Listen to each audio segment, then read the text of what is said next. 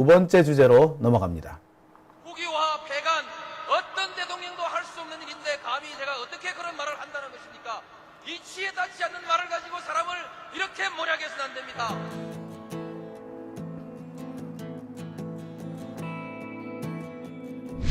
기나긴 밤이었거든 압제의 밤이었거든 사랑이 한 몸 썩어져 이 붉은 사나에 사랑 해방의 횃불 아래 걸고 숨이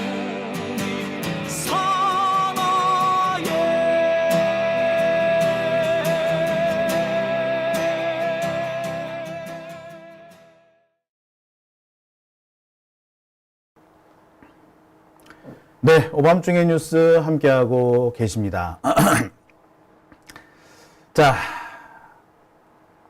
두 번째 주제는요. 제가 들어가기 전에 조금 진정을 하고 들어가야 되겠어요. 제목만 봐도 화가 나는 내용이기 때문에 그렇습니다. 지금까지 보면은요. 이재명 팔아서 출세하거나 이재명 팔아서 돈 버는 사람들이 꽤 많이 있죠. 조명현인가 하는 사람 기억하십니까? 법카 제보자 말입니다. 그 법카 제보 해가지고 조명현인가 하는 사람은 지금 국힘당 쪽에 가가지고 공천을 받네, 어쩌네 하고 있죠. 장해찬 따라다니면서 참 별의별 짓을 다 하는 거 보셨을 겁니다. 이재명 팔아서 그 사람 같은 경우에도 이재명 팔아서 출세하려고 그랬는데 글쎄 딱히 성공은 못한 것 같네요. 아무튼 이재명 팔아서 출세를 하려거나 이재명 팔아서 돈을 벌려고 하는 자들은 꽤 많습니다. 엄밀하게 따지고 보면 쌍방울 김성태 역시도 이재명 팔아서 돈벌이를 하려는 자의 범주에 포함이 된다고 해도 과언 아닐 겁니다. 그리고요, 이재명 팔아서 잘 먹고 잘 살겠다는 사람 중에 대표적인 사람은 대장동 일당 있죠. 남욱이니 유동균이 정영학이니 그런 자들이 있죠. 그런 자들은 자신의 재산을 보호하기 위해서 이재명한테 누명 씌우는 것을 주저하지 않고 있습니다. 유동규 같은 자는 대표적이죠. 지 감옥 가기 싫다고 이재명한테 죄를 뒤집어 씌우는 거 아닙니까? 솔직히 대장동 사건 그거 결국 최대 이익을 본 사람은 누굽니까? 이익을 가장 많이 본 사람은 유동규예요. 지가 사업을 한 것도 아니고 지가 땅을 산 것도 아니고 돈을 댄 것도 아니지 않습니까? 돈 한 푼 없이 400억 400억이 됐든 몇백억이 됐든 하여튼 몇백억의 이익을 챙긴 사람 유동규예요. 아무리 적게 하더라도 수십억을 챙겼다는 것은 확인이 되는 거 아닙니까? 그런 유동규, 그 유동규가 자기 재산을 지키기 위해서 이재명 대표를 위기에 빠뜨린 거죠. 누명을 씌운 거죠. 자, 그런데 그런 사람이 여기 또 하나 있습니다. 이재명을 팔아서 출세한 자가 있어요. 이재명을 팔아서 고위관직을 받은 자가 있습니다. 누구냐고요? 바로 이 사람입니다. 이번에 시청자 미디어 재단의 새 이사장, 신임 이사장이 된 최철호 PD, KBS PD예요. 이 사람은요, 이재명한테 누명을 씌워서 그 누명 씌운 대가로 출세한 사람입니다.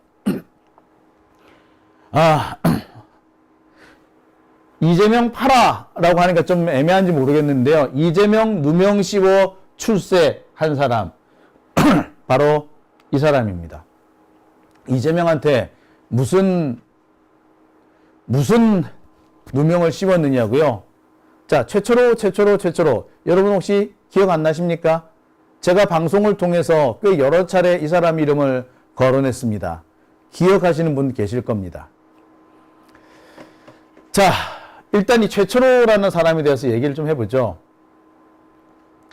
최초로는요, 바로 엊그제 8월 1일 목요일, 말 그대로 엊그제 시청자 미디어 재단 이사장에 취임했습니다. 이날은요, 이진숙 방통위원장, 법카 빵카 이진숙 방통위원장이 탄핵당하기 직전의 일입니다. 탄핵당하기 직전, 직무가 정지당하기 직전 이진숙 방통위원장은 두 사람을 아주 특별한 자리에 임명합니다. 한 사람은 민영삼이라는 사람이고요. 또 한 사람이 최초로입니다. 민영삼은 민영삼대로 고위간직을 앉혀주죠. 그리고 최초로한테는 시청자 미디어 재단 이사장이라는 직함을 줍니다. 시청자 미디어 재단은 딱히 할 일이 있는 곳은 아닙니다. 하지만 여기는 재단이죠. 돈 관리를 합니다. 그리고 바로 이 시청자 미디어 재단에서 각 방송사들한테 지원금을 나눠주기도 하죠. 여러 가지 일을 합니다. 즉, 돈 관리를 하는 방송 미디어의 발전을 위해서 여러 가지 자금을 집행하는데 그런 자금 집행을 하는 곳에 이사장을 놨습니다. 한마디로 돈 관리를 하는 곳이기 때문에 이 자리는 돈 관리도 지가 하는 데가 아니잖아. 직원들이 할 거 아니야. 그럼 이 사람 가만히 앉아서 돈을 챙기는 곳입니다. 그게 바로 시청자 미디어 재단입니다. 꿀 빠는 자리지 뭐. 꿀 빠는 보직. 아니 이 사람이 도대체 뭘 했는데 이런 자리에 가죠? 꿀 빠는 보직에 들어간 이 최초로 이 사람은 어떤 사람이냐? 다시 한번 말씀드립니다. 방통위원 탄핵당하기 직전, 그래서 가 정지당하기 직전에 임명한 사람 중에 한 사람입니다. 원래 이 사람은 공정언론 국민연대인가 하는 극우단체 운영위원장이었습니다. 그래서 극우 유튜버들을 적극적으로 선동하던 자죠. 지지하는 정도가 아니라 선동했던 사람이에요. 이 사람이 윤석열 정권 수립을 하는데 엄청 난리를 뜹니다. 어떻게 보자면 윤석열의 언론 정책, 언론 이쪽 관련된 파트에서 정책을 담당했다고 하기엔 뭐시기 하고, 하여튼 언론사 로비를 이 사람이 담당했다고 해도 과언은 아닙니다. 그랬던 사람이 지난 총선 기간 중에 선거방송 심의위원이 됩니다. 선방위. 그래서 김건희만 다루면 각종 법정 제재를 때려박았던 바로 그 사람이 바로 이 최초로라는 사람입니다. 혹시 기억하십니까? 김건희 명품 가방 보도와 관련해가지고 평범한 가정주부가 거절하는 게 민망해서 명품백을 받았는데 아주머니가 뇌물 받았다고 떠드는 것이다 라고 김건희가 평범한 아줌마가 거절하기 민망해서 명품백을 받았다라고 주장을 합니다. 바로 그 사람이 바로 이 최초로예요. 국민의힘 추천을 받아서 선거방송심의위원이 됐습니다. 황당한 것은요, 이 선방위원을 선정을 할 때 민주당 쪽에서 추천한 사람은 포함이 안 됐습니다. 국힘당하고요, 정부에서 추천한 사람들로만 채워졌습니다. 일방적으로 채워버렸어요. 민주당 쪽 사람은 추천을 했는데 임명 자체를 안 해버렸어요. 그러니까 지들끼리 북치고 장구치고 한 거야. 지들끼리 북치고 장구치고 할 때 행동대장 역할을 하는 사람이 바로 이 최초로입니다. 원래 최초로는 뭐 하던 사람이었느냐? KBS 옛날 구노조에서 활동을 했었던 사람입니다. 구노조 활동을 하면서 KBS 정현주 이사장을 내쫓는데 적극적인 역할을 했던 사람이에요. 이명박 때 KBS 정현주 사장 내쫓는 그런 일이 있었던 거 기억하시죠? 예, 노무현 대통령이 정현주 사장을 임명하니까 거기에 제일 반대 운동 열심히 했던 사람이 바로 이 사람입니다. 한마디로 말해서 꼴통이라는 놈이죠. 꼴통 새끼죠. 아니, 이런 꼴통 새끼가 어떻게 해서 이번에 이렇게 꿀 빠는 보직을 갈 수 있었죠? 네. 이 사람이 꿀 빠는 보직에 가게 된 것은 아주 인연이 오래됩니다. 최초로는요, 추정 60분 PD였어요. 추정 60분 PD일 때 분당 파크뷰 개발 의혹을 취재합니다. 그리고 그 당시에 분당 파크뷰 의혹과 관련해서 김병량 시장이 정관계 유착을 했었다라는 내용이 담긴 육성 자백을 입수해서 보도한 적도 있습니다. 당시 김병량 시장의 육성에 따르면요, 성남시 정관계는 물론이고요, 검찰 유력 인사들까지 이 유착에 개입을 했었다라는 그런 의혹이 제기가 되어 있습니다. 문제는 이 사람이 이 과정에서 검사 사칭을 했다는 거죠. 즉, 김병량 시장의 육성을 확보하는 과정에서 검사 사칭을 하게 됩니다. 김병량 시장은요, 이 사람이 자기한테 전화를 건 이 최초로라는 사람이 검사 이모 씨로 착각을 하고 있었던 것 같아요. 그래서 무슨 얘기를 술술술 했다고 합니다. 당시 보도된 내용을 살펴보면 그래요. 검사장이 직접 성남시장한테 법률적인 조언을 해주고 사건 관계를 이렇게 처리해라, 저렇게 처리해라. 야, 김병량 시장, 네가 고소한 사건 말이야. 이거 이렇게 하면 이렇게 돼. 라고 결정적인 지원을 했다라는 그런 내용이 포함되어 있습니다. 뿐만 아니라 김병량 시장하고 모종의 유착 관계가 있었던 건설업자 H1건설 홍원표 회장하고 김병량 시장하고 선거운동을 도와주고 그 대가로 여러 가지 개발 이익을 나눠주는 등 상당히 검은 유착 관계가 있었다는 것도 바로 이 보도에서 나옵니다.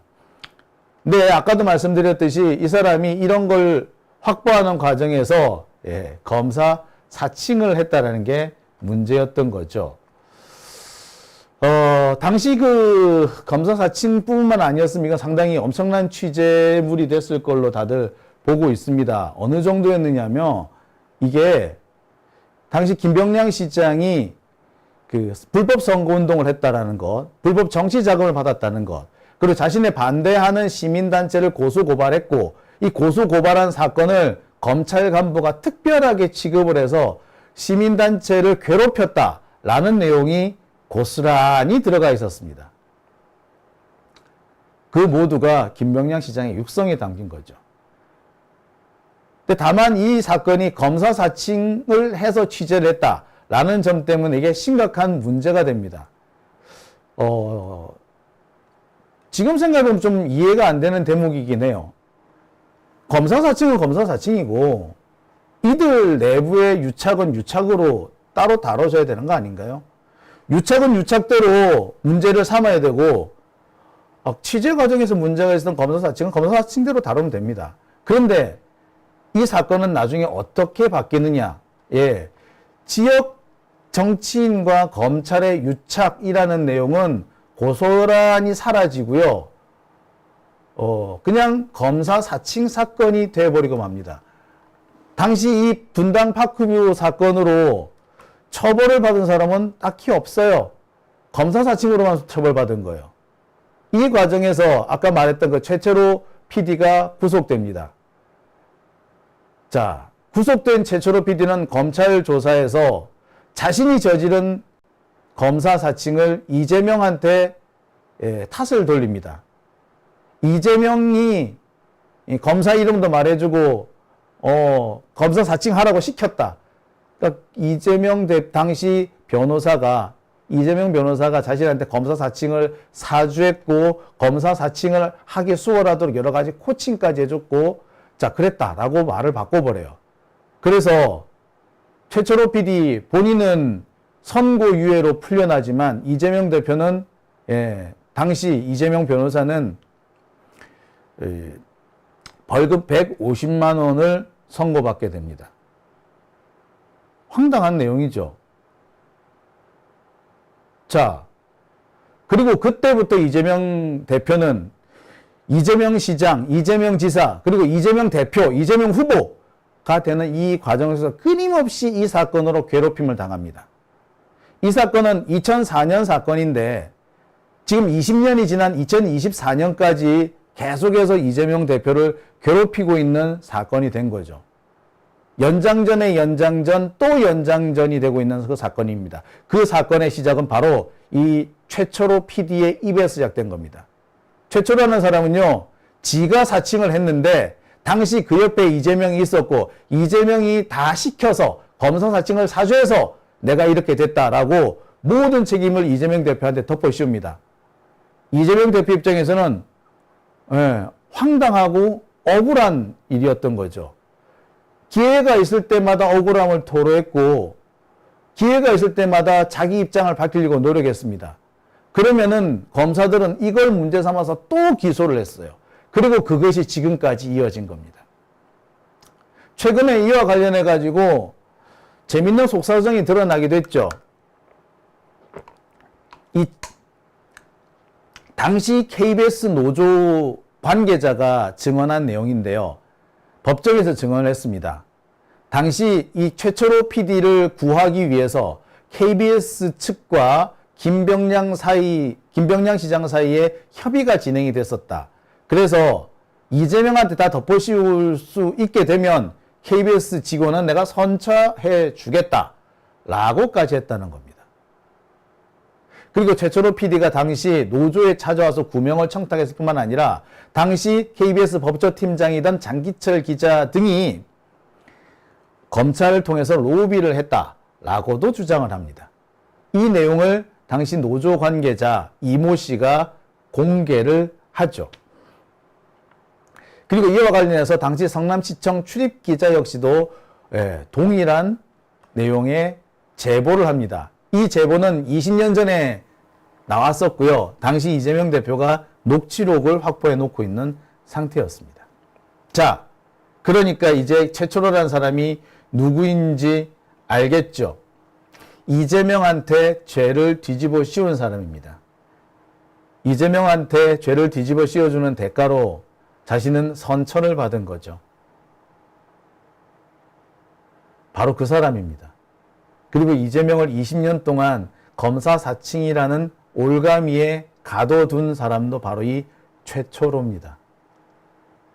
그리고 이 최철호는 20년 동안 이재명의 발목을 잡은 대가를 이제 톡톡히 받고 있는 거죠. 시청자 미디어 재단이라는 꿀 빠는 보직을 받은 겁니다.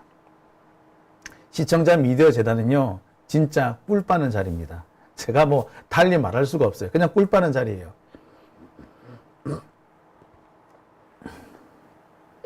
그 정도로 아니 특별하게 일이 있는 데가 아니에요. 돈 관리라고 자본 그 장비 관리를 하는 데입니다. 그리고 돈을 어떻게 나눠주느냐 뭐 이런 거 하는 데예요. 실무는 전부 다 직원들이 다 합니다.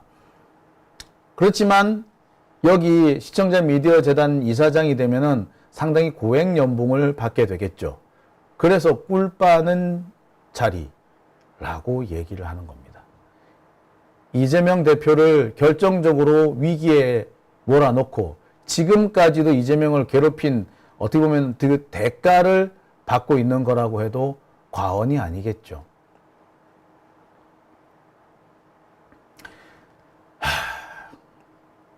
김병량 시장 건과 관련해 가지고요. 당시 KBS 노조 관계자는 이렇게 얘기를 합니다. 김병량 시장과 어느 정도 약속이 되어 있고 이재명한테 혐의를 뒤집어 씌울 수 있게 되면은 최철호는 선처해 주겠다. 그리고 선거 끝나고 보자 라고 했다는 거고요. 이와 관련해서 회사 차원에서의 김병량 시장과의 접촉이 있었던 걸로 보입니다. 자, 이와 관련해 가지고요. KBS 뭐 이모 기자 뭐 이런 사람들은 아니라고 끝끝내 부인을 했습니다. 하지만 이들도 순간순간 탁탁 나오는 얘기가 김병량하고 무슨 얘기가 있었다라고 했다가 갑자기 없었다라고 했다가 기억나지 않는다라고 했다가 말을 바꾸는 그런 대목이 많이 나옵니다. 처음에는 김병량 쪽과 접촉이 있었다, 논의가 있었다는 식으로 비슷하게 얘기를 하다가 갑자기 말을 바꾸기도 하죠. 대단히 좀 석연치 않은 대목이 많이 있었습니다. 아무튼 공식적으로 최초로나 KBS는 당시 김병량 시장과 모종의 협약이 있었고 모종의 합의가 있었다. 즉 야합이 있었다는 걸 거부했습니다. 하지만 여기서 석연치 않은 의문이 등장을 하죠. 자, 이게 우리가 처음 보는 장면이 아닙니다. 유동규는 한번 보시죠. 구속 상태에서 검찰 조사를 받고 그리고 진술을 번복한 뒤 석방이 됩니다. 이게 유동규가 그렇게 했었죠. 뿐만 아닙니다. 자, 유동규는요, 진술을 번복한 대가를 나중에 톡톡히 받게 됩니다. 검찰 조사 중에 외부와 연락을 취하기도 하죠. 그리고 검찰 조사 중에 여러 가지 혜택, 특혜를 입었다라는 그런 얘기도 들립니다. 이런 상황은 김성태 쌍방울 회장도 마찬가지입니다. 구속 상태에서 검찰 조사를 받았지만 진술을 번복한 뒤 석방이 되고요. 자, 검찰 조사 중에 여러 회 파티를 열었을 뿐만 아니라 외부인과 연락과 접촉이 가능했던 그런 상황입니다. 그런데 이런 상황은요, 최철호 PD도 마찬가지입니다. 구속된 후 갑자기 진술이 바뀌었고요. 예, 진술이 바뀌고 난 다음에 회사 측과 접촉을 합니다. 역시 검사실에서 검사실 전화로 KBS 자기 직장 상사한테 연락을 해서 예, 여러 가지 자기 사건과 관련된 협의를 진행합니다. 그리고 최종적으로 선고유예를 받습니다. 선고유예는요, 전과가 안 남는 겁니다. 사실상 무죄나 다름없습니다. 엄청난 특혜를 받은 거죠. 이재명만 지금까지 고생하고 있는 거고요. 당시 벌금형을 받은 겁니다. 즉 이재명을 지금까지 괴롭게 만든 사람이 바로 최초로예요. 그러니까 최초로가 이재명 팔아서 지금 꿀 빠는 자리에 갔다라고 어떻게 말하지 않을 수 있겠습니까? 최초로 이사장은요, 다시 한번 말씀드립니다만 이재명을 팔아서 출세한 겁니다. 이재명을 팔아서 꿀 빠는 보직에 앉은 겁니다.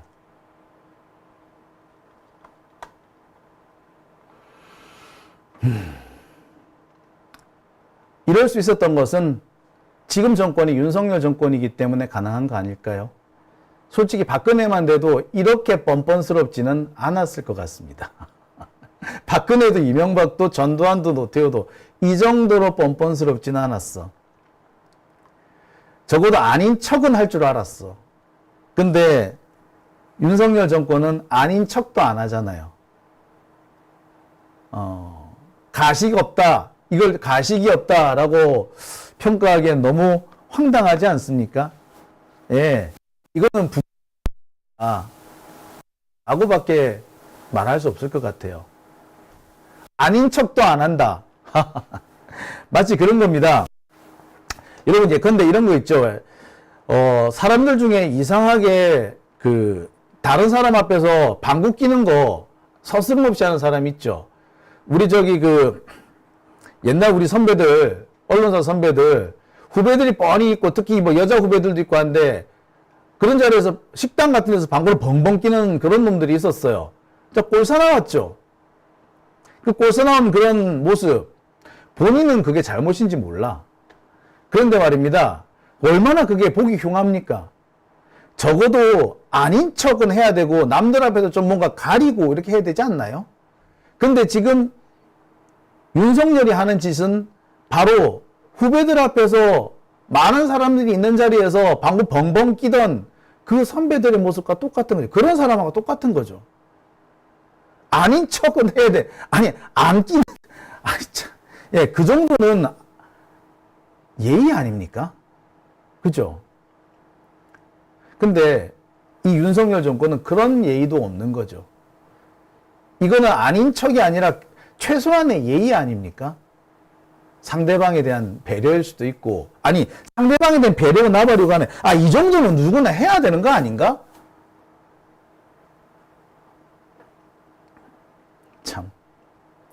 적어도 박근혜는 다른 사람 앞에서 방구 벙벙 끼는 그런 짓은 안 했잖아.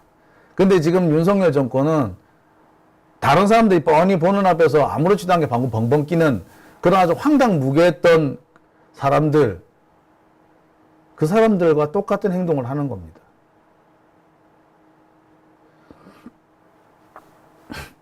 도롱이님, 가끔 안 꼈다고 고소고발도 합니다. 그러게요.